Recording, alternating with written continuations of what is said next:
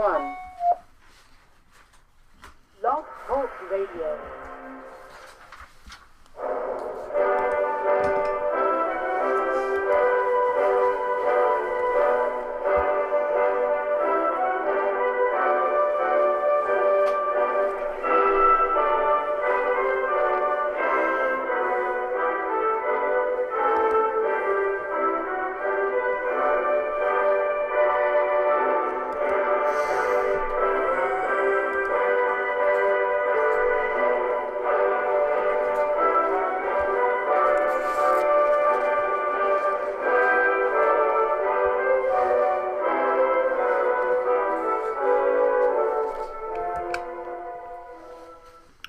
Boa noite, meus amigos. Estamos aqui de volta. Como sempre, começamos invocando a Santíssima Virgem Maria e o Santo Padre Pio de Pietrelcina, para que roguem a Deus que nenhuma injustiça se cometa neste programa. Antes de tudo, eu queria lembrar que de 6 a 11 de maio eu vou estar aqui proferindo em Colonial Heights, Virgínia, o curso Introdução à Filosofia de Louis Lavelle. Louis Lavelle foi um dos grandes filósofos do século XX, talvez o maior de todos, e esquecido durante um tempo. Ele desaparece da circulação durante um tempo, depois volta, depois some de novo, né? E eu acho que ele merece muito mais atenção do que tem recebido. Se bem que no Brasil a desatenção não foi completa, existe um excelente livro sobre ele, escrito pelo professor Tarcísio Padilha, que é vamos dizer, entre os estudos a respeito, é um dos mais famosos e respeitados. O curso vai ser de 6 a 11 de maio. Informações no meu site olavodecarvalho.org. Também queria lembrar a vocês que deem uma espiada na página Olavetes, onde vocês podem comprar coisas como esta maravilha aqui. Ficou muito melhor do que eu estava pensando. Aqui tem uma frase deste que vos fala, né? A realidade é a maior das revelações, é o primeiro dos textos sacros. Tem várias outras frases e tem aqui a minha carinha, né? Para deleite de uns e perturbação de outros. Então, muito bem. Eu vou começar aqui lendo para vocês e comentando um artigo que eu mandei para o Digesto Econômico, que é a revista da Associação Comercial. Eu não sei se já está circulando, ainda não. O artigo chama-se O Império Continental de Havana. Cuba imperando sobre toda a América Latina? Eis um cenário que no começo dos anos 60 era um perigo real e iminente. 30 anos depois, era a sombra de um pesadelo, para alguns de um sonho dourado, extinto para sempre. Hoje não é nem uma coisa, nem a outra. É uma realidade, um fato consumado. Muitos, é claro, ainda não a enxergam, porque não entendem a política internacional em termos da distribuição real do poder, mas tão somente de tratados entre governos, de exploração econômica ostensiva ou de ocupação militar. É o bom e velho formalismo burguês que os marxistas achincalham com justa razão e do qual já tiraram gostoso proveito milhares de vezes. Que pode haver de mais confortável do que lutar contra o inimigo que não entende o perigo e não quer enxergar de onde ele vem? Ao lidar com a sutileza e a inesgotável maleabilidade do movimento comunista, a mente educada nos cânones da modernidade ocidental, ciência, positivismo, racionalidade econômica, etc., age, no mais das vezes, como quem tentasse agarrar com as mãos um fio de água corrente. A um exame superficial, o regime de Havana parece fraco, politicamente isolado e em vias de extinção. Quem procura marcas visíveis de uma intervenção cubana na política das nações vizinhas, encontra alguns vagos sinais na Venezuela e nada mais. No entanto, a tolice das tolices seria medir o vigor do movimento comunista pelo poder nacional ostensivo dos países que o representam ou hospedam. O movimento comunista é transnacional na origem, nos objetivos, na estratégia e nos meios de ação.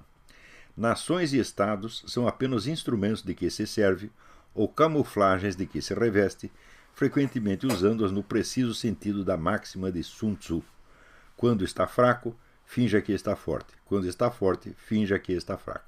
Você vê que até na União Soviética, o regime comunista nasceu assim. Então, logo eles se instalaram no poder, houve evidentemente aquela fuga, inimigos dissidentes possíveis saíram correndo, foram para Paris, para Londres, para o raio que eu parto. E o governo ficou com medo de que essa gente pudesse aprontar alguma coisa desde o exterior. Então, bolou um esquema para trazê-los de volta e poder dar um jeito neles, né? Então espalhou por toda a Europa o seguinte: olha, aquele regime recém-instalado na Rússia está muito mal das pernas, vai cair daqui a pouco, já tem um vasto movimento democrático pronto para tomar o poder. Espalhou isso por toda a Europa. Deu um monte de trouxa, centenas de milhares de pessoas que tinham fugido da Rússia, voltaram cheios de esperança, chegaram lá, foram presos e executados na mesma hora. Então, quando está forte, finge que está fraco. Não é isso? E isso aí é uma constante no movimento revolucionário. Por quê? Porque o movimento revolucionário, sobretudo na sua vertente comunista, ele é todo inspirado em Hegel. Hegel é um dos pensadores mais sutis da humanidade. Tá certo? É um homem que desenvolve a técnica da dialética, de você pensar sempre por duas linhas opostas. Ele acredita que a estrutura do mundo real é feita de contradições, e de um processo em que uma coisa vai se transformando na outra. Não é bem assim, na natureza as coisas não são assim, mas no mundo histórico frequentemente são exatamente assim. Por quê? Porque a mente humana só funciona por contradições, por contraste. Não é isso? Até o Julián Marías dizia que a fórmula típica da proposição filosófica não é assim: A igual a B. É A não é B, e sim C. Porque se você não, e Benedetto Croce dizia: você não entende um filósofo se você não sabe contra quem ele está discutindo. Então a mente humana funciona assim, por oposições e contrastes. Então é lógico que na plano da sociedade, da história da sociedade, as coisas também se deem mais ou menos da mesma maneira, e esse jogo de contradições terá sempre presente. Ora, os marxistas estão há 1,5 século treinando justamente para pegar essas contradições, para manipulá-las, para criá-las, tá certo? Então, você não consegue pegar o pensamento dele dentro das categorias, vamos dizer, da lógica científica ocidental. Não consegue, a coisa é muito sutil. Então, invariavelmente, mesmo quando eles estão por baixo, eles acabam enganando o adversário. Você vê esses analistas maravilhosos formados aqui nos Estados Unidos ou em Londres, etc., né, e que fazem aquelas análises maravilhosas, né? Por exemplo, o tal do Paul Kennedy, que 5 anos antes da queda da União Soviética disse: não, a União Soviética será a próxima potência dominante no mundo. 5 anos antes, né? Daí quando caiu a União Soviética, o cara mas nem deu sinal de que tinha percebido o vexame. Continuou impávido colosso fazendo suas análises. É que nem aquele tal do Kenneth Maxwell, né, o homem do CFR. O Foro de São Paulo não existe, foi inventado por um maluco aí do Rio de Janeiro, o qual era eu. Né? E assim por diante. Esses caras não entendem coisa nenhuma. Quer dizer, se você não tem anos de prática no estudo do marxismo e não tem alguma convivência direta com esse pessoal comunista, você não entende o jeito deles pensar. É um jeito muito especial que se aproxima, evidentemente, da psicopatologia, sobretudo da mentira patológica, aquela coisa escorregadia, né, que o sujeito é pego com a boca na botija, mas diz: não fui eu. É o famoso não fui eu. No qual os brasileiros entendem isso melhor porque eles têm, né, a frase nacional, a máxima nacional é não fui eu. Né? Então o brasileiro entende isso um pouco mais facilmente. Mas esses especialistas americanos e europeus, coitados, eles boiam, são feitos de trouxa a todo momento. Né? Então estão sendo feitos de trouxas neste mesmo momento. Porque eu leio isso aqui, eu vou exemplificar. Mais enganador ainda é avaliar a periculosidade do comunismo pela prosperidade ou declínio econômico das nações que ele governa. Pobreza, miséria, desemprego, carestia podem derrubar um governo democrático que vive da aprovação popular. Podem arranhar a casca de regimes meramente autoritários que sonham com essa aprovação futura. É o caso da nossa ditadura. Essa ditadura não precisava imediatamente da aprovação popular, mas sonhava com a sua consagração popular um dia, então era vulnerável a essas coisas. Eu lembro do presidente Médici, né, tendo que vir na pública e dizer: olha, vocês me desculpem, a economia está bem, mas o povo está muito mal, vamos tentar dar um jeito. Né? Você já viu algum dia um Fidel Castro, né, um Brezhnev, um Stalin, dizer: não, vocês estão muito mal, nós vamos dar um jeito? Mas nunca fazem isso, né? As ditaduras totalitárias sobrevivem majestosamente a todas as crises, a todas as penúrias, a todas as bancarrotas. Precisam até delas para manter o povo naquele estado de fraqueza subhumana na qual ele não tem energias para organizar-se e reagir. Outro dia, quando eu falava da ameaça atômica norte-coreana, alguém me respondeu que a Coreia do Norte está nas últimas, numa pindaíba deplorável, que até casos de canibalismo têm aparecido entre sua população miserável. Pois bem, o canibalismo entre os famintos era endêmico na União Soviética, precisamente nos anos em que Stalin construía ali a potência industrial militar destinada a esmagar seu concorrente alemão incomparavelmente mais próspero. Muito menos pode a debacle econômica de qualquer nação comunista em particular, ou mesmo de todas elas, afetar no que quer que seja a desenvoltura e a pujança do movimento comunista mundial como um todo, cuja flexibilidade depende justamente da sua destreza em tirar proveito da variedade das situações econômicas nas diversas situações onde opera, sugando os recursos das mais prósperas e ao mesmo tempo denunciando-os como produto da exploração das outras, tanto quanto enaltecendo a miséria destas últimas, seja como sofrimento inocente imposto de fora, seja mesmo, vejam só, como prova de uma forma de vida superior menos apegada aos bens materiais. Fidel Castro disse isso. Olha, aqui em Cuba nós estamos na merda porque nós somos pessoas superiores, nós não somos consumistas, nós não somos apegados aos bens materiais e assim por diante. Como exemplo dos casos anteriores, você vê, nos anos 30, Stalin passou ao Partido Comunista Americano a seguinte instrução: não é para fazer revolução nos Estados Unidos. O que vocês têm que fazer aí? E também não é para você arregimentar o proletariado. É para você arregimentar milionários, figuras do show business e formadores de opinião. Para quê? Para nos dar dinheiro e para nos apoiar nos momentos decisivos, onde nós precisamos de um apoio insuspeito. Então pegava, por exemplo, um camarada da Suprema Corte, um banqueiro, né, um deputado conservador, etc., e botava toda essa gente para trabalhar para o Partido Comunista. Então o que? Eles viveram do dinheiro americano, não só através desta infiltração entre os milionários, mas através da própria ajuda que os Estados Unidos forneciam à União Soviética, sem a qual ajuda a União Soviética jamais teria podido construir o seu parque industrial. A indústria soviética é todinha fruto da generosidade americana. Vocês leem o livro do Anthony Sutton, que se chama O Melhor Inimigo que o Dinheiro Pode Comprar, que aliás é um resumo de um outro estudo muito meticuloso que ele fez em 3 volumes sobre a industrialização soviética.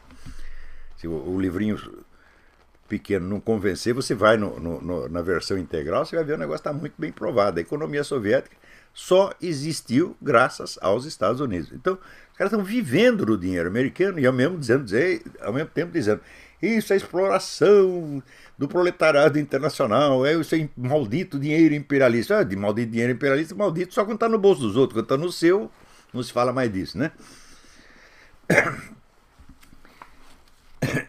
Então, vamos dizer, faz esse jogo. Quer dizer, num país você age de uma maneira e no outro de outra maneira, né? Isso é uma das coisas mais características do movimento comunista. Só que, em geral, as pessoas não o estudam como um todo. Ou, quando estudam, vamos dizer, à luz da velha doutrina Morgenthau, segundo a qual os agentes da política internacional são os estados e governos. E daí você não entende mais nada. Então, por exemplo, eles entendiam durante 30 ou 40 anos, esses especialistas universitários que ganhavam os tubos nas universidades, nos think tanks, no Congresso, etc., para explicar o comunismo para a massa ignara, esses caras entendiam os partidos comunistas no mundo como braços do governo soviético. Eu digo, mas o movimento comunista já existia 50 anos antes de aparecer a União Soviética e sobreviveu à desaparição da União Soviética. Então, isso significa que o movimento comunista é uma entidade internacional, ele é autônomo, ele não depende do país onde ele se instala. Ele pode usar os recursos daquele país e pode momentaneamente ter ali o seu comando central. Mas isso é momentâneo, é uma questão de ajuste. Você vê, quando desmantelou a União Soviética, o que acontece? Imediatamente o pessoal pegou dinheiro da KGB e espalhou pelo mundo. Criou firmas, entidades laranja para tudo quanto é lado. Resultado, né? Agora, a KGB tem milhões de braços capitalistas espalhados pelo mundo e não dá mais para você controlar o negócio. Tá certo? Então, acontecem coisas que você não sabe de onde veio, quando você vai ver, é a boa e velha KGB que está lá. Então, vamos dizer, esta complexidade, esse negócio de 1000 caras, tá entendendo? Que é preciso sempre levar em conta no estudo do movimento comunista. Se os caras acreditavam que o movimento comunista era apenas um órgão, um pseudópodo da União Soviética, então, naturalmente, quando caísse a União Soviética, tinha que sumir o movimento revolucionário no mundo. Não é isso? Assim como sumiu o nazismo no mundo quando caiu a Alemanha. Quando caiu a Alemanha nazista, o que sobrou de partido nazista pelo mundo? Não sobrou nada, sobrou lá umas migalhas. Aliás, o que sobrou depois foi criado artificialmente pelo governo da Alemanha Oriental comunista. Ou seja, isso também aconteceu. Quando caiu a Alemanha Oriental, quando fundiu as duas Alemanhas, o que aconteceu? Sumiu o comunismo na Alemanha? Não, sumiu o nazismo. Os movimentos neonazistas quase desapareceram, sobrou um ou dois absolutamente irrelevantes. Era tudo financiado pela Stasi, conforme foi confessado e admitido por um ex-comandante da própria Stasi. Quer dizer, o famoso movimento neonazista é um espantalho criado pelos comunistas para ocultar a autoria das suas próprias ações. Então, se você não está, vamos dizer, não digo preparado, mas pelo menos avisado dessa coisa multifacética, né, proteica, que muda de cara a todo momento, você nunca vai entender o movimento comunista. Eu levei 30 anos para entender essa porcaria. O rosto ameaçador das guerrilhas dos anos 60, que tanto assombrou os governos do continente, ocultava uma fragilidade militar patética. Quantos guerrilheiros tinha no Brasil? Uns 300. Contra 20 ou 30 mil soldados do exército. É uma coisa absolutamente desproporcional e destinada ao fracasso desde o início. Daí Milicado o que fez? Ficou assombrada com isso e concentrou sua atenção inteiramente nas guerrilhas, enquanto deixava a esquerda dita pacífica fazer o que quisesse. Dominar as universidades, dominar a imprensa, e até achava isso bom, porque é a mesma concepção do Juan Manuel Santos na Colômbia. Nós vamos tirar essas pessoas da violência e elas vão entrar para a política democrática e nós vamos amansá-las. O que não tem ideia é que os comunistas já estão preparados para isso com 30 anos de antecedência, já estudaram o caso, já sabem tudo o que fazer. Então os nossos milicos concentraram suas atenções na guerrilha e não fizeram nada. Você pode procurar, ver se você encontra durante todo o período da história do governo militar um cartaz de propaganda anticomunista, um anúncio anticomunista. Não, eles falavam contra a violência das guerrilhas. No aspecto ideológico, não se metiam. Ou seja, ficaram 20 anos no poder e derrotaram as guerrilhas, que é uma coisa facílima de fazer, e deram a vitória ideológica para o comunismo, que hoje está aí triunfante. As guerrilhas nunca tiveram efetivamente objetivo militar nenhum. Foram apenas o boi de piranha de que os comunistas se serviram para desviar as atenções, enquanto promoviam discretamente a vasta operação de ocupação de espaços na mídia, nas universidades e no movimento editorial, do qual resultou, em menos de uma geração, a mudança radical da opinião pública, hoje pronta a aceitar passivamente ou até alegremente toda proposta esquerdista que teria lhe parecido obscena 30 anos antes. Mutatis o mais bonito é o seguinte, é que as pessoas mudaram de mentalidade, mudaram de valores, mudaram de critérios de julgamento e elas não percebem que tem nada de esquerdista nisso. Por exemplo, esse pessoal abortista, o Brasil está cheio de liberais e conservadores que são a favor da liberação do aborto, a favor da liberação das drogas, a favor disso, a favor daquilo, e nem lembra de onde veio isto, porque não parece ter conexão uma coisa com a outra, né? Então é o tipo, vamos dizer, da influência que pervade, que invade a atmosfera e todo mundo respira aquilo e não sabe de onde veio. Isso é uma prova de força do movimento comunista. Quer dizer, você dominar a atmosfera mental, isso é tudo, meu Deus do céu. Mas a atmosfera mental não é uma coisa, não é assim uma tropinha de guerrilheiro que você pode dizer, olha, eles estão aqui, eles estão lá no Vale da Ribeira, eles estão lá em Caparaó, estão no Raio que eu parta. Ou seja, é uma coisa sutil demais para a mentalidade daqueles milicos, né, que achavam lindo a esquerda se tornar pacífica. Pois era a esquerda pacífica, foi a esquerda pacífica que acabou com eles.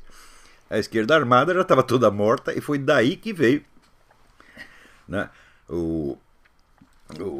a queda da ditadura, através de uma pressão popular, criado um movimento que levou 20 anos para ser preparado, não foi uma coisa espontânea que aconteceu do dia para a noite. Mutatis mutandis, a aparente debilidade do regime cubano hoje em dia encobre o poder avassalador do Foro de São Paulo, que não é nada mais do que uma versão melhorada da antiga OLAS, Operação Latino-Americana de Solidariedade, um órgão em extensão do governo de Havana. Órgão em extensão extraoficiais e, por isto mesmo, dotados de uma liberdade de ação incomum. Do mesmo modo que, naquela época, os governos militares concentraram suas baterias no combate à esquerda armada, fazendo vista grossa à Revolução Cultural Gramsciana, ou até celebrando-a como conversão da esquerda às vias democráticas e pacíficas de combate político, agora a expectativa otimista de uma mudança no regime de Havana torna a plateia cega para a realidade do poder crescente do Foro de São Paulo. Contribui ainda mais para confundir os observadores o fato de que o Foro, além de não ter vínculo oficial com o governo de Havana, foi fundado e é dirigido eminentemente por brasileiros. Mas não é preciso ser muito esperto para notar que indivíduos como os senhores Luiz Inácio Lula da Silva, José Dirceu e Marco Aurélio Garcia têm para com a nação do Caribe compromissos de fidelidade e solidariedade patriótica que jamais tiveram para com o Brasil. É só estudar a história deles, meu Deus do céu. Né? O Zé Dirceu não pode ouvir falar de Cuba que ele chora. Né? O Lula a mesma coisa. Né? Eles mesmos já expressaram esses sentimentos muitas vezes em público e num tom emocionado que jamais se viu nos seus rostos quando falam da nossa terra. Os três e muitos outros na esquerda brasileira são, acima de tudo, patriotas cubanos. E patriotas daquele patriotismo especificamente comunista, que se apega a uma nação não por amar as suas tradições nacionais, sua cultura ou sua língua, mas porque vê nela a encarnação histórica, o centro irradiante da expansão revolucionária. É assim que comunistas do mundo inteiro se tornaram patriotas soviéticos, patriotas russos. Por quê? Adoravam a cultura russa, ficavam lendo Pushkin o dia inteiro? Não, estava um pouco se lixando para isso. É que a Rússia era a pátria da revolução. Então, automaticamente, tinha aquela emoção, o coração batia forte, porque era a pátria da revolução. Não pelas características nacionais, propriamente ditas. Do mesmo modo, esse pessoal gosta de Cuba por quê?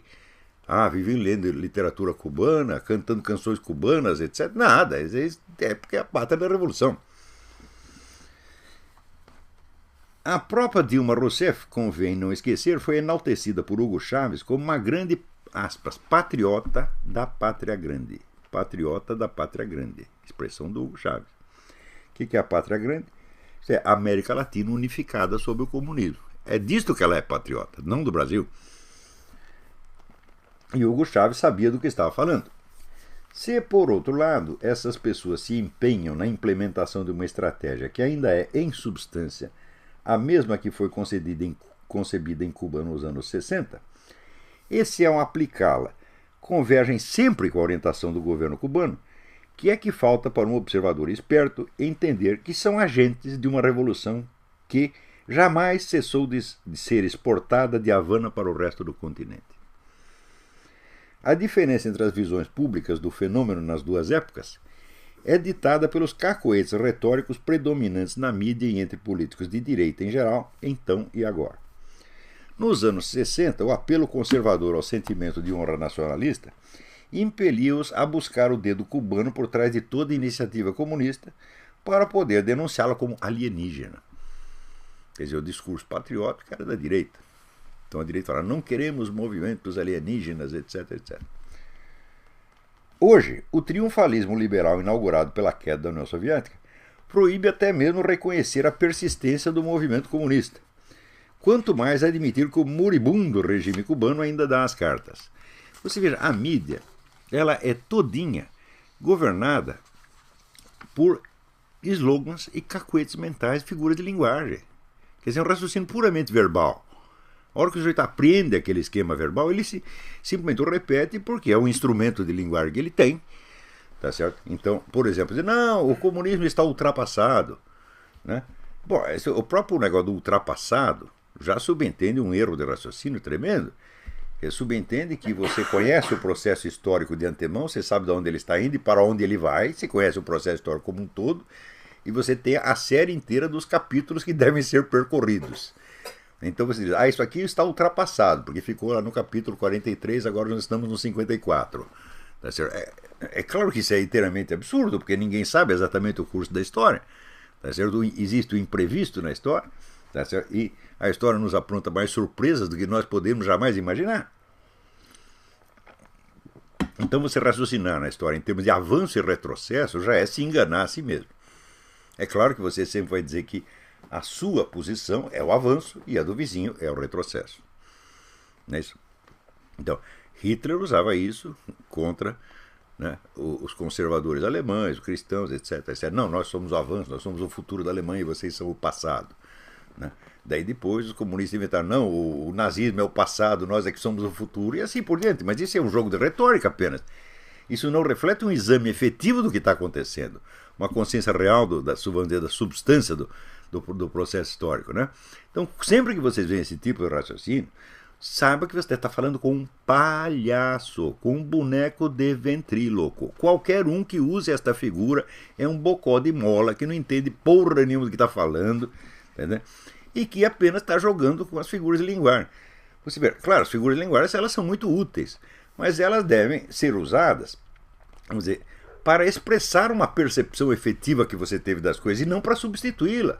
E não para criar elas mesmas uma percepção.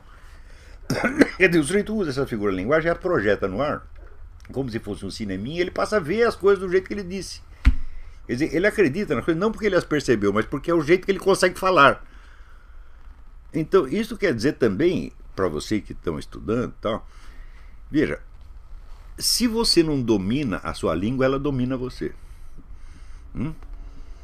Ou seja, você tem que ter na mão todos os instrumentos de expressão possíveis para a sua linguagem ter a flexibilidade necessária para expressar as coisas do jeito que você as percebe. Porque senão acontece o seguinte, a linguagem se substitui à sua percepção.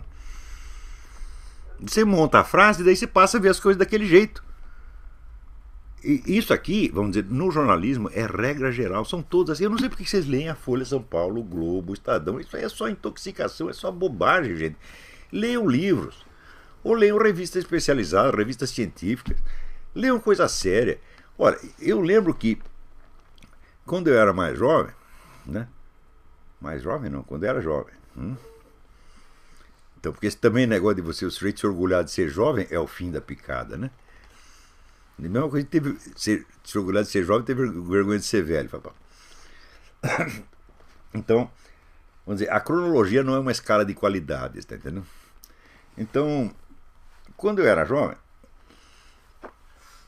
nos anos 60 até 70, qualquer especialista ou professor universitário que tivesse como sua principal fonte de informação a mídia popular estava desmoralizado automaticamente.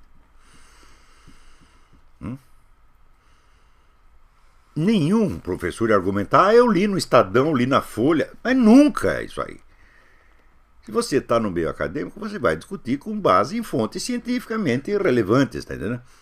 E a mídia popular é pro povão. Pior, né? Naquela época ainda havia um senso de hierarquia entre as várias publicações. Então havia publicações mais populares para o povão, como Notícias Populares, ou o Dia Notícia no Rio de Janeiro, que era notícia de crime, notícia de puta. Eu mesmo estreiei no jornalismo com um emprego num negócio desse, onde meu serviço era entrevistar puta e delegado. Né? Então, o que acontecia? O pessoal do jornalismo sério, que era o Estadão, a Folha, o Jornal da Tarde, né? Tinha nojo da gente, né? Entrava na entrevista coletiva, falava, de onde você é? Do Notícias Populares. Os caras já... E tinham toda a razão. Estava trabalhando para um jornal de merda. Só que hoje, os chamados grandes jornais são iguaizinhos ao jornal de merda. Por exemplo, Notícias Populares, o Dia, a Notícia, eles comentavam os acontecimentos das novelas como se os personagens fossem reais. Fulaninha brigou com outra fulaninha, fulaninha corneou seu marido, papapá, não sei quem comeu, não sei quem, como se fosse uma notícia real. Naquela época só o jornal bunda fazia isso. Hoje todos fazem. O Globo faz, a Folha faz, o Estadão faz. Antigamente as revistas de fotonovela. Hoje em dia o jornalismo está no nível da revista de fotonovela, gente. É um negócio incrível. Quer dizer, mesmo o jornalismo mais elegante na época não era considerado fonte para uma discussão científica. O jornalismo não tinha autoridade científica. Hoje tem. Né? Hoje se sai uma coisa em toda a mídia, contrariando o que um cientista pensa, o cientista tem um ataque de temor servil, se caga nas calças, ele diz, não, eu não vou enfrentar a mídia. Porra, eu vivi tudo isso, meninos, eu vi, você tá entendendo? Eu vi isso acontecer. E pior, nos anos 70, eu escrevi um artigo que chamava Imprensa e Cultura, no suplemento, tinha um semanário chamado Jornal da Semana. E o Semanal dele resolveu fazer um suplemento com artigos mais longos também. Eu escrevi um artigo chamado Imprensa e Cultura, dizendo que ia acontecer exatamente isso, porque era o que os jornalistas estavam querendo. Eles iam virar a norma e padrão de toda a cultura, inclusive cultura superior, cultura universitária. Eles iam ditar regras para a cultura universitária. E está acontecendo isso hoje. Quer dizer que a Folha tem autoridade científica, o Estadão tem autoridade científica, e o que não sai nessas merdas desses jornalecos, o pessoal não acredita. Daqui a pouco eu vou comentar a situação do Obama, vocês vão ver como é que é. Peraí, tem alguém na linha? Alô? Alô? Alô, quem é? Olá, você é o Guilherme, tudo bem? Guilherme? Guilherme Almeida? Não, Guilherme Linhares. Guilherme Linhares, tudo bem? Ô, Guilherme, mas tá com a voz igual. Tudo bem? Tudo bem, e você? Tudo em ordem, graças a Deus. Diga. Eu queria fazer uma pergunta para você, Olavo. Eu queria saber a sua opinião a respeito do senador Marco Rubio. Você acha ele um bom nome para a presidência em 2016? Você acha que ele tem chance de ganhar a eleição? Ele é excelente pessoa, mas acontece o seguinte, ele não atende aquele requisito constitucional de ser um cidadão americano nativo, isso é, filho de pais americanos. Ele é filho de cubano, mas ele é nascido em território americano. Não, mas não é esse o problema. Existe você ser cidadão americano, quer dizer, você nasceu em território americano, mas o que a Constituição entende como cidadão nativo americano é aquele que nasceu aqui de pais e mães americanos. Tem essa diferença. Entendi. Né? E ele não atende esse requisito.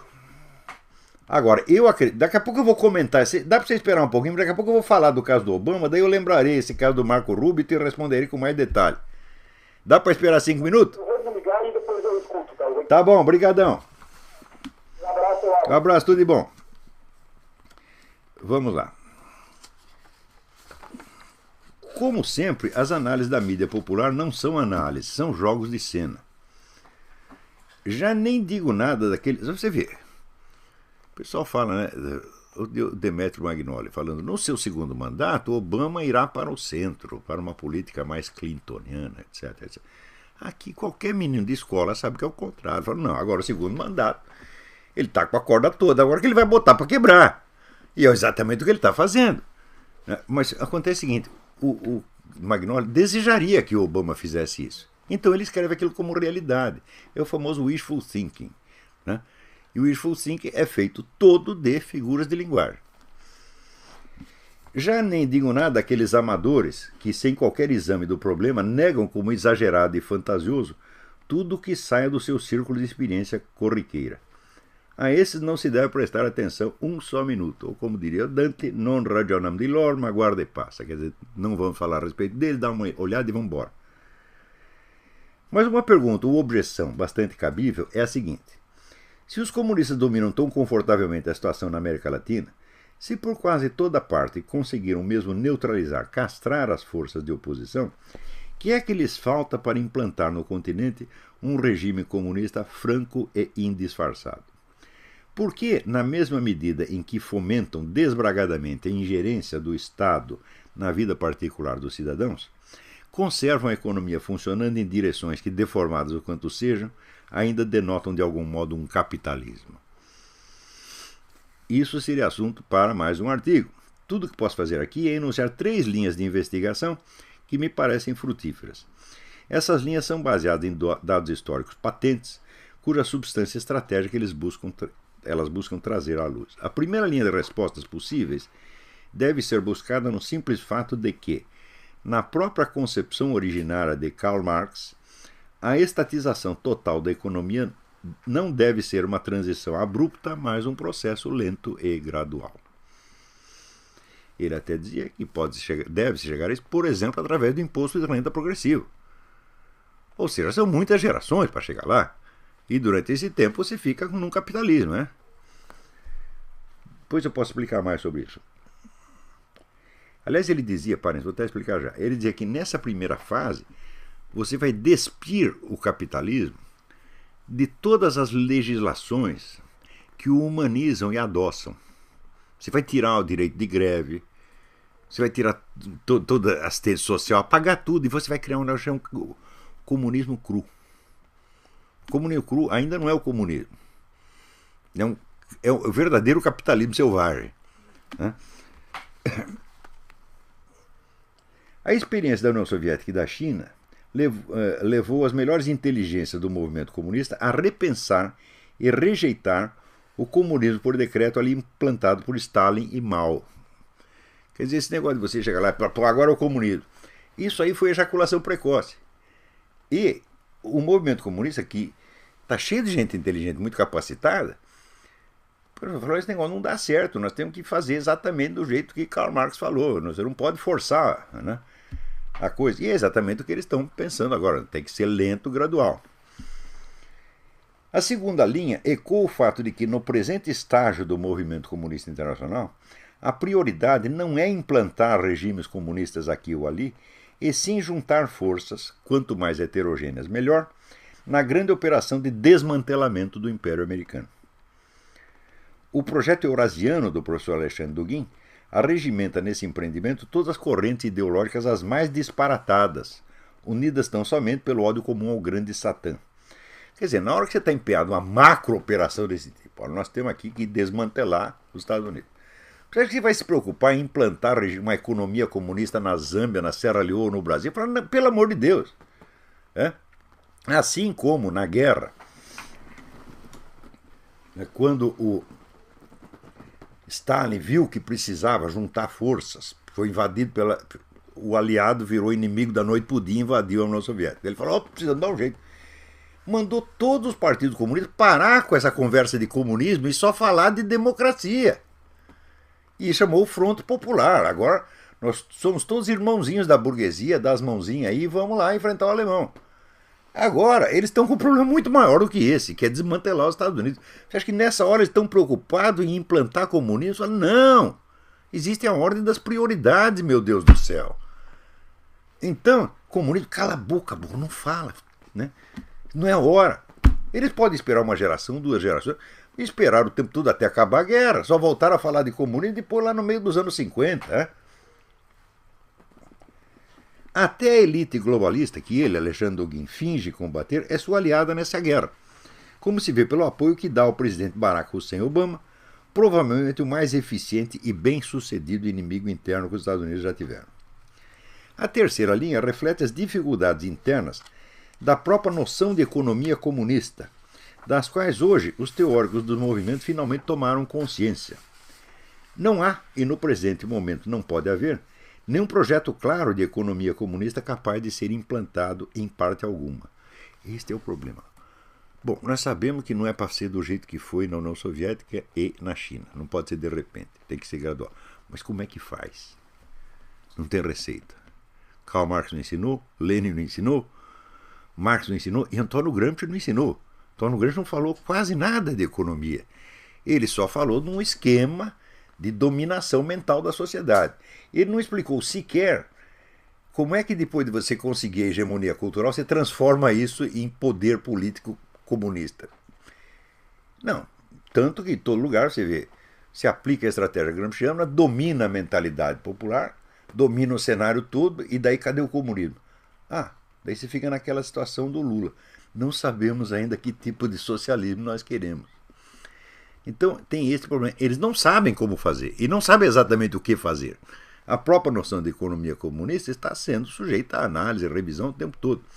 Então tem esses 3 motivos pelos quais Embora os comunistas dominem o cenário, o regime ainda não é oficialmente comunista e não será tão breve. Não há, e no presente momento não pode haver, nenhum projeto claro de economia comunista capaz de ser implantado em parte alguma. A teoria vem passando por exames críticos e revisões que estão longe de chegar a uma conclusão aplicável. Por enquanto, as iniciativas econômicas dos comunistas no mundo todo têm se limitado a expansões modestas do intervencionismo estatal no plano interno e a tentativas de articular o velho discurso nacionalista, a arma ideológica tradicional do anti-imperialismo, com uma política de integrações regionais que na prática vai contra todo nacionalismo possível. Quer dizer, a esquerda brasileira é nacionalista na hora de falar contra os Estados Unidos, mas de repente se torna internacionalista quando se trata da pátria grande. Então essa é uma contradição permanente. A contradição pode atrapalhar ou pode ajudar, porque uma das características da contradição é ser contraditória com ela mesma. A contradição cria outra, cria outra, cria outra, cria outra. E tudo depende de como você vai manobrar esse jogo sutil. Essa complexidade de fatores faz com que hoje a política econômica dos comunistas no poder se pareça muito mais com o fascismo do que com o comunismo propriamente dito. Não procura dominar a economia diretamente, mas apenas, como dizia Hitler, colocar o empresariado de joelhos. E tem obtido nisso um sucesso absolutamente extraordinário, né? Inclusive pondo os empresários para trabalhar para eles. Os empresários viram empregados do governo. Isso está acontecendo na nossa cara, porra. Então, isso aí a política não é propriamente comunista, mas é uma tática fascista. Quer dizer, nós não acabamos com o empresariado. Por quê? O Hitler não dá ponto sem nó. Ele diz, bom, se a gente encampa tudo e o negócio dá errado, a culpa é nossa. Mas se a gente manda tudo, mas deixa lá o empresário, né, para levar as porradas, ele é o bode expiatório. Dá errado, a culpa é dele, a gente manda fuzilar os desgraçados. E diz ele é um traidor, etc, etc. E é exatamente o que estão apontando no Brasil. Eles não encampam as empresas, eles deixam o empresário lá. O empresário não pode fazer nada, porque já vem tudo regulamentado, tudo decidido do governo. O idiota está lá para assinar o papel e levar a culpa. E acha que isso é capitalismo. Fala, isso não é capitalismo, isso é economia fascista. O Brasil está em regime de economia fascista, porra. Que pode ser uma bela etapa para o socialismo, né? Muito bem, mal acabava eu de enviar esse artigo para o Diário do Comércio, passaram-se 2 dias e aparece esta notícia de que o embaixador cubano confessou que há agentes cubanos operando no território brasileiro para fiscalizar a tal da Ioni Sanches. Ou seja, uma dissidente do governo não pode falar livremente numa nação supostamente democrática que a convida para visitá-la. Está lá a KGB cubana fiscalizando a mulher. E o nosso governo passa a mão em cima da cabeça dos desgraçados e deixa eles operarem livremente. Por quê? Porque o Foro de São Paulo foi feito para isto.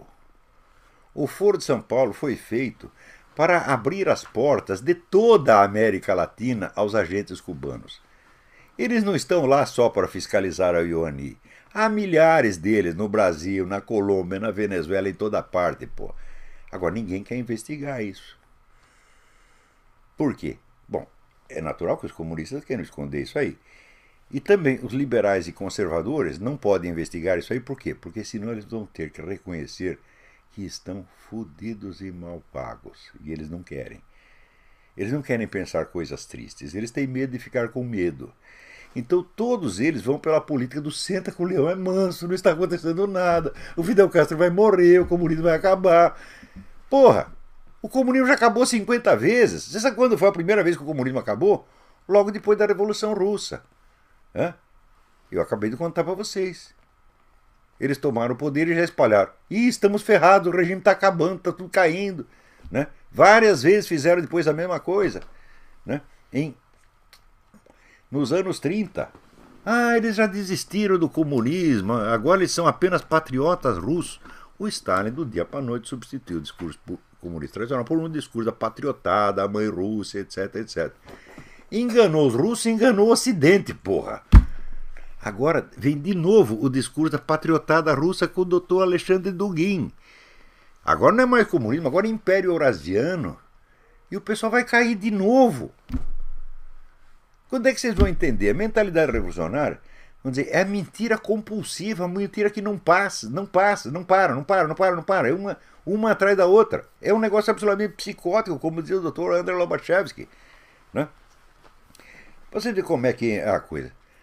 Aqui nos Estados Unidos, na semana passada, houve uma reunião da Suprema Corte em segredo para julgar se ia ou não aceitar a abertura do processo de inelegibilidade do Obama, aberto pela advogada da Califórnia, doutora Orly Tates, que é uma imigrante russa.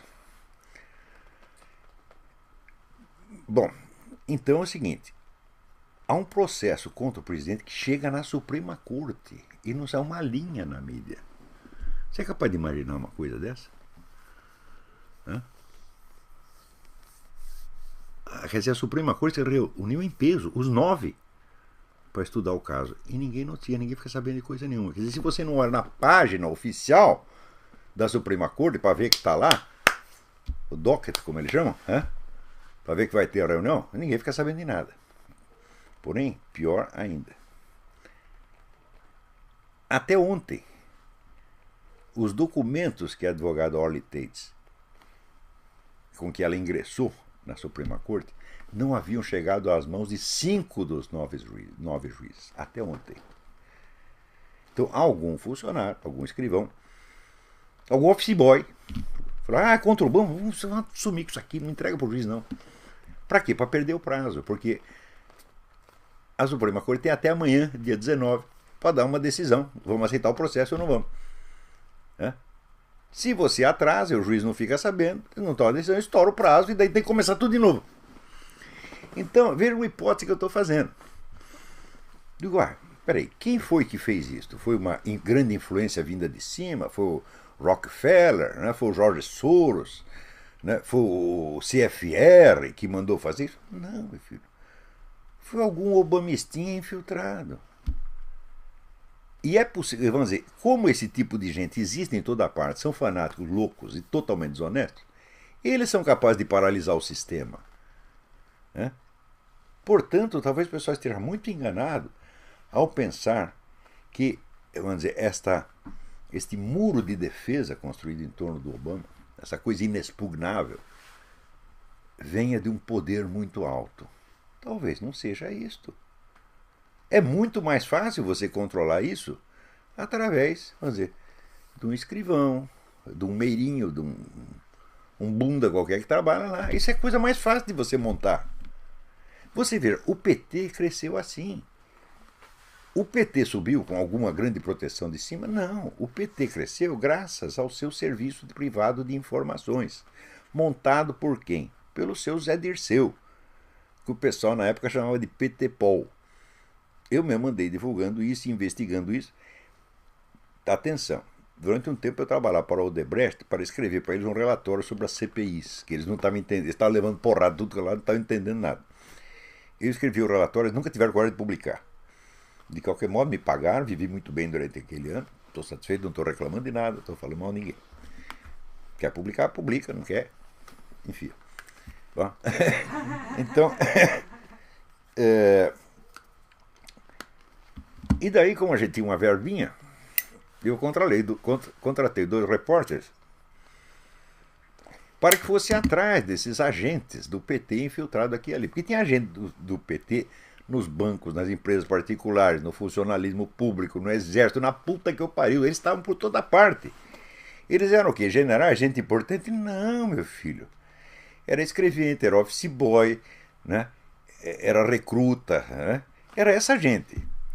E eles obtinham informação e mandavam tudo para a central do PT, que tinha lá 4 computadores sob o comando do seu Zé Dirceu, catalogando tudo aquilo e tornando aquilo operacional para poder servir nos momentos devidos. Então, você veja,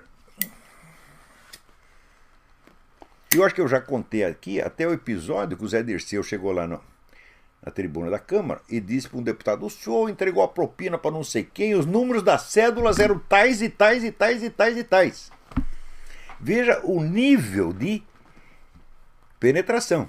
Nesse caso, vamos dizer, o cara que ele estava acusando era um corrupto mesmo, e pegaram o cara com a boca na botija. Mas tem 1000 casos que não tinha nada a ver com a história. Tentaram envolver até o Roberto Campos, né, que não tinha nada a ver com a história, e acusaram o Odebrecht de desviar verbas da construção do aeroporto, que o Odebrecht jamais construiu o aeroporto na vida.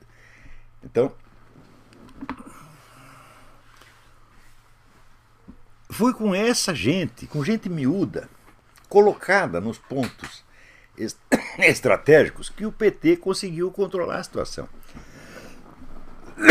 Então, o grande esquema obamista, é claro que tem protetores nas altas esferas, mas não precisa ser eles quem está agindo por trás disso. Pode ser simplesmente essa militância, essa tropa de choque obamista que faz qualquer coisa pelo Obama. Vende a mãe, né? Vende a mãe, o pai, a avó, a filha, a mulher, todo mundo pelo Obama. Por motivo absolutamente irracional, porque ninguém está ganhando nada com o Obama. Vocês viram, no começo do governo Obama, a gasolina estava $1 o galão. Agora, na Califórnia, está $5,80. Alguém está achando bom? Não, está todo mundo se ferrando. Porém, aqui, como disse o Rush Limbaugh, né, todo mundo diz assim, o governo é uma merda, mas o Obama é legal. Isso aconteceu a mesma coisa em Cuba. Né? O governo é uma porcaria, mas ele comandante é uma excelente pessoa. E no Brasil? O governo é uma merda, mas Lula é o meu paizão. Não é assim? Isso é característico de comunista, meu Deus do céu. Né? Então, basta essa gente infiltrada aqui ou ali para paralisar tudo. Então você tira um papelzinho, você some com um documento, você estoura um prazo e você paralisa tudo. Veja, até agora, nenhum processo intentado contra o Obama foi julgado pelos seus méritos. Todos foram recusados por algum motivo técnico preliminar. Né? Ora, pela minha experiência, eu comecei trabalhando como jornalista policial. Eu tinha 17 aninhos. Né? E era um cara tão inocente que meu apelido na redação era Padre. Mas logo perdi a minha virgindade intelectual ali. Né? Comecei a ver como é que as coisas funcionavam. Então eu descobri, por exemplo, que você fala na corrupção da polícia, fala, bom, quantos corruptos você precisa ter numa delegacia para que nada funcione? Um. Se você tem um escrivão corrupto, você para ali qualquer investigação que você queira.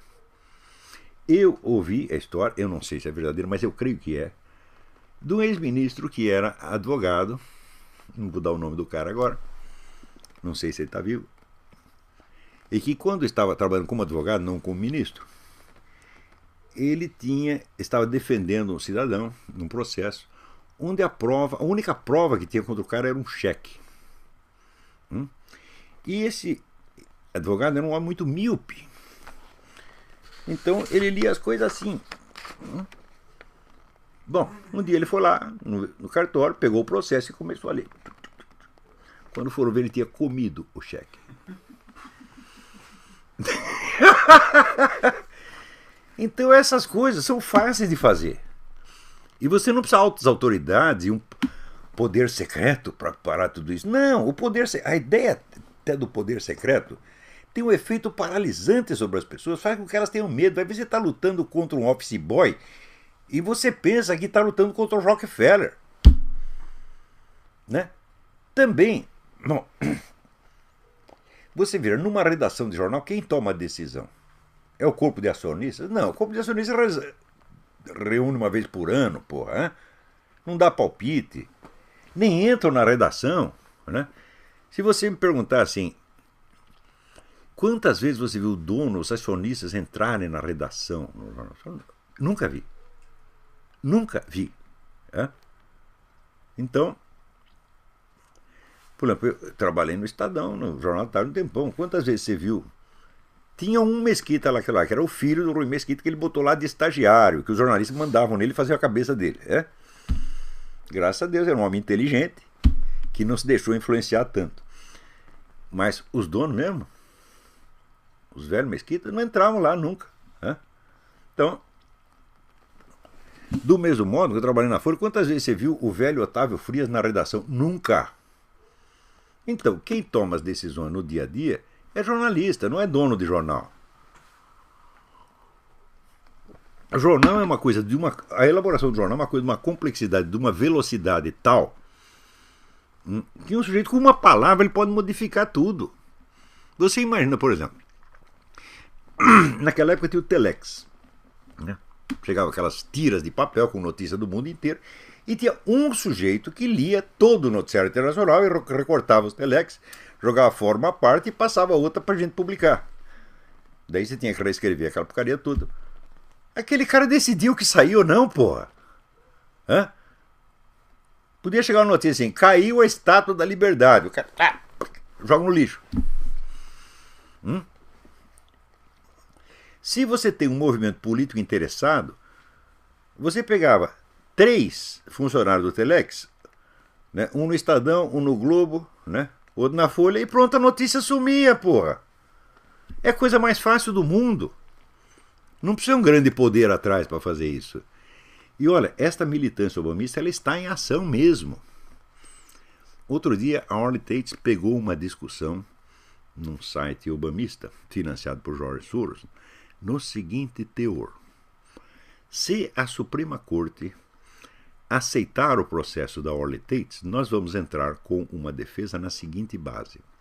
O artigo da Constituição que proíbe que um cidadão não nativo, isto é, que pode ter nascido nos Estados Unidos, mas não é filho de pais e mães americanas, que impede que o cidadão não nativo seja candidato a presidente, é ele próprio inconstitucional, porque discrimina os estrangeiros. Então os caras estão lá discutindo isso, falam, bom, é ótimo, porque se eles fizerem isso, então eles estão admitindo que o cara é estrangeiro. Né? Bom, muito bem. Agora, acontece que esta Orly Tates, ela também não dá ponto sem nó. Ela fez a coisa certa. Ela não privilegiou a questão da inelegibilidade. Ela entrou com um processo de inelegibilidade só para poder botar lá no meio todas as provas de forgery, de falsificação documental. De modo que a Suprema Corte não pode examinar a coisa sem imediatamente tomar ciência de que foram cometidos esses crimes e ter que notificar outros tribunais. Então, mesmo que o processo de inelegibilidade não vá para frente, alguma encrenca vai dar. E eu, desde 2008, eu digo, o ponto fraco do Obama é que ele é um falsário. Não é que ele nasceu, né, no Quênia, no Zâmbia, na Serra Leoa, na Bahia ou no Rio Grande do Sul. Não é este o problema. O problema é que o homem é um bandido que assumiu a presidência com identidade falsa. Sobretudo as duas questões que eu acho as mais lindas, que são o do alistamento militar, que eles chamam Selective Service, onde o nego cortou a borrachinha do carimbo para fazer 08 parecer 80, de maneira que ele assinou em 1980 um documento que só foi impresso em 2008. Prodígio, é o exterminador do futuro. Né? E o negócio do Social Security, que ele usa o mesmo número de um tal de Harry Bunnell, que é um parente da mulher dele. E um outro Social Security, que é da mãe de um alto funcionário do próprio Social Security. Quer dizer, a coisa é tão furada, essas falsificações são tão óbvias, que não há mais o que discutir. No entanto, ainda tem pessoas que dizem não. Isso aí já foi resolvido quando o Obama publicou a certidão de nascimento dele, dizendo, não, mas a certidão de nascimento é precisamente o que é o problema. Ademais, né, tem pessoas que dizem, não, mas tudo isso aí é invencionice, é coisa do... Eles fizeram com Photoshop e botaram no YouTube. Eu digo, botaram no YouTube. Sim, e eles mesmo pegam os documentos falsos que eles mesmo inventaram e vão no tribunal para dar a cara a tapa. Se fosse treta, se fosse invencionice, ficava no YouTube, ficava só para efeito de propaganda. Mas você não vai, você com um documento falso no tribunal para ser desmascarado e preso. Né? E não é só uma pessoa que fez isso, são dezenas de pessoas que fizeram isso, e gente importante, até o Alan Keyes, que é um homem respeitabilíssimo, entrou nisso. Você acha que o Alan Keyes vai pegar um documento falso e se arriscar num processo contra o presidente da República para sair ele próprio ali algemado e ir pra cadeia? Porra, pensa um pouco. Os caras só estão fazendo isso porque eles têm provas. Se é uma coisa indiscutível, é o seguinte, os documentos do Obama são falsos. Não há mais o que discutir nesse ponto. A coisa é indefensável, inexplicável, é pior do que mancha de batom na cueca. Né? Então, Veja, se eles já estão pensando na hipótese de levantar uma discussão constitucional sobre a constitucionalidade do artigo da própria Constituição, é porque a coisa está mal parada. Alguma coisa vai acontecer para esse cara. Ele não vai sair bem de jeito nenhum. O problema é o tempo e a merda que ele faz enquanto isso. Porque é fácil você dizer, não, daí a gente tira o cara de lá, a gente invalida todas as decisões dele. Fala, sim, mas essas decisões já tiveram efeitos materiais. Por exemplo, ele já distribuiu armas para a Al-Qaeda, no caso de Benghazi. Isso está mais do que comprovado. Aquele embaixador, Christopher, ele estava lá, Christopher Stevens, né? Ele estava lá, a missão dele era esta. Inclusive o pessoal diz que o ataque foi ao consulado. Não foi ao consulado. Foi ao que eles chamam uma casa segura da CIA, onde ele se encontrava com o pessoal lá dos revolucionários para entregar arma para os caras. Pô. Quer dizer, ele estava numa operação ilegal, evidentemente. Como no caso do Fast and Furious, onde foram entregues armas para traficantes mexicanos, eles fizeram muito pior, né, na Líbia. Então o mal já está feito. Entendeu? Então não adianta você revogar a decisão. Você pode revogar a decisão, mas você não pode girar o tempo para trás e fazer com que as coisas desaconteçam. Já está acontecido. O déficit da economia americana já foi duplicado durante a gestão do desgraçado. Como é que você vai fazer? E agora? Quem vai pagar a conta? Nós revogamos a decisão do cara. Fala, e aí isso põe dinheiro no seu bolso? Não põe. Quer dizer, o mal já está feito. Né? E cada dia que passa ele pode fazer mais. Tem coisas que você pode revogar. Por exemplo, essa decisão dele de que deu a ele mesmo o direito de mandar prender ou matar qualquer cidadão americano sem sequer informar a justiça, quer dizer, o nego simplesmente desaparece, você não sabe o que aconteceu. Essa decisão pode ser revogada por quê? Porque ela não foi posta em ação ainda. Ou antes. Será que foi? Eu não sei. Porque se a decisão é secreta, se a ordem é secreta, pode ser que já sumiu aí umas meia dúzia de cara que estavam pentelhando, ele some com esse aí, tá, né? Joga no lixo. Né? E tem outras que não foram levadas à prática ainda. Bom, vale a pena revogar, mas o que já foi, não é decidido, o que já foi feito, não pode ser desfeito, porra. Esse déficit vai levar 100 anos para pagar esta merda, porra. Quer dizer, o destino do Barack Obama está selado, ele não vai sair bonito. Pode demorar 1 dia, 2 dias, 3 anos, 4 anos, 10 anos, 20 anos, mas ele vai se ferrar no fim. Mas o problema não é esse. O problema é que ele vai se ferrar, mas o país já se ferrou. Então aí é a pressa da tal da Orly Tates, que eu acho no momento é a maior patriota americana.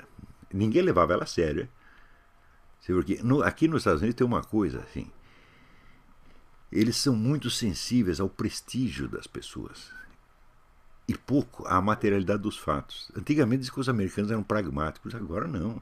Eles são totalmente literários, tá entendendo? Eles só ligam para a impressão.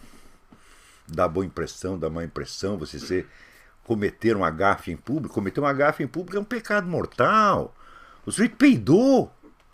Tá liquidado, tá entendendo? Né? É pior do que matar a mãe, né? Então, eles são assim, todos cheios de não me toque. Quer dizer, é a mentalidade um pouco meio gaysista, meio feminista, que veio se impregnando aqui, essa feminização da sociedade americana, com o decréscimo da dose de testosterona, que hoje é metade do que era nos anos 50. Metade. Quer dizer, estão desvirilizando os caras mesmo. Quando desviriliza, não é que o cara fica viado, não fica viado, mas fica burro. A inteligência não está no cérebro, a inteligência está aqui nos bagos. Tá, então, é daqui que vem o negócio, porra. Se o nego que tem virilidade não ficar tocando punheta o dia inteiro, gastar tudo, né? Daí, só pra cabeça você fica inteligente. E se diminui, você emburrece, porra. E você fica o quê? Você não tem força para tirar conclusões, você fica com síndrome do piu-piu. Será que eu vi um gatinho? Será que eu não vi? É o piu-piu. Já viu a figura piu-piu? Piu-piu era meio suspeito, né? Então, todo mundo pegou a síndrome do piu-piu. O quê? Acabou o nosso tempo? Ai, caralho. Porra. Então aí, Olavetes, né? Até o próximo programa. Muito obrigado a todos. Deus os abençoe.